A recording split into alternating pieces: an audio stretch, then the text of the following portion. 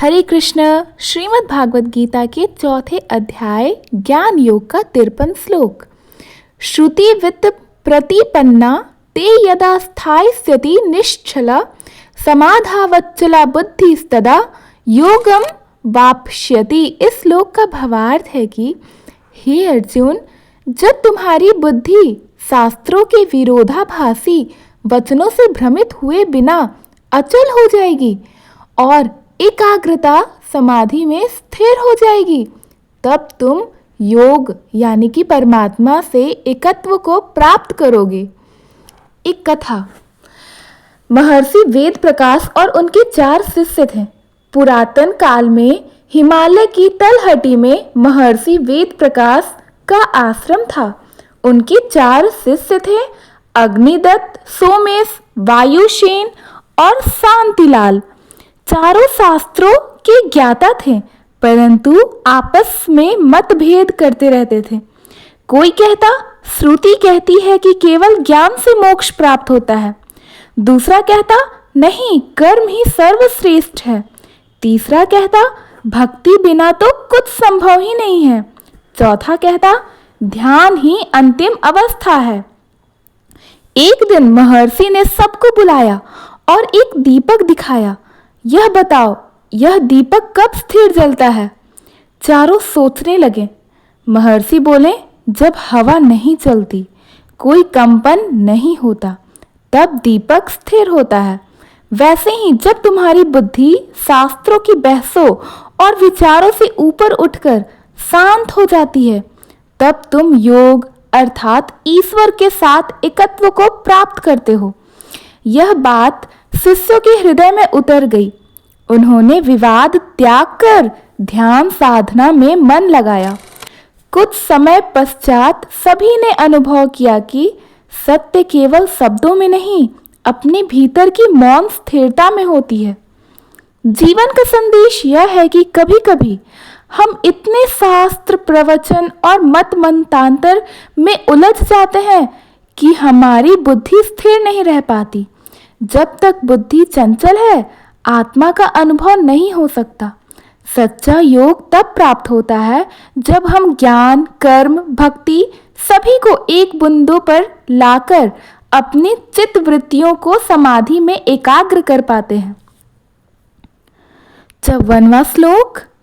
श्रद्धा लभते ज्ञानम तत्पर संयंत्रे अनिंद्रिय ज्ञानम लभत्वा परम शांतिम चिरेनाम गच्छति।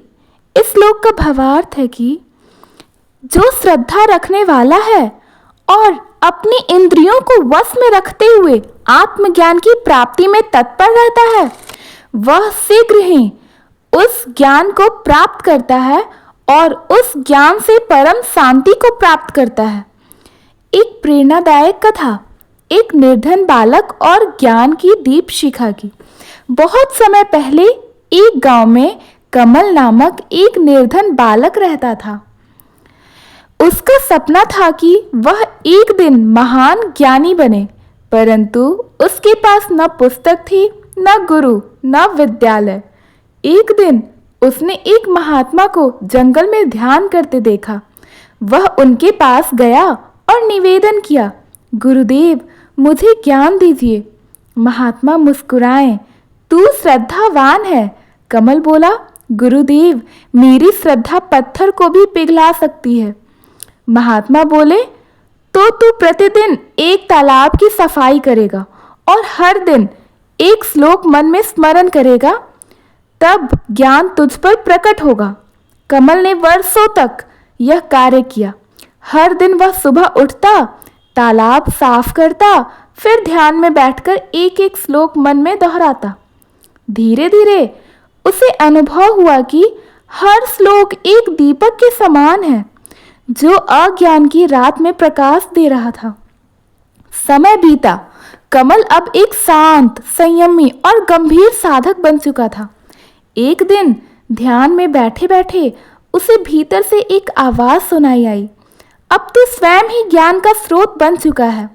उसके भीतर की सभी जिज्ञासाएं शांत हो गई। वह अब किसी शास्त्र या प्रश्न का मोहताज नहीं था, क्योंकि ज्ञान स्वयं उसका स्वरूप बन गया था।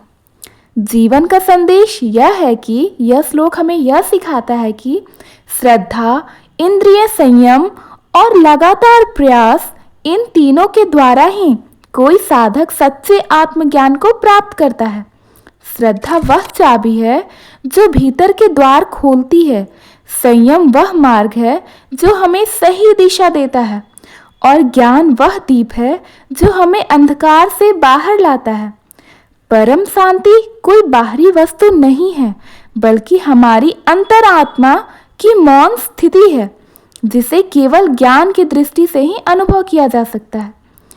धन्यवाद। अगर आपको ये श्लोक समझ में आया तो प्लीज़ हमारे वीडियो को लाइक करें, अपने फ्रेंड्स, फैमिलीज़ में सभी को शेयर करें।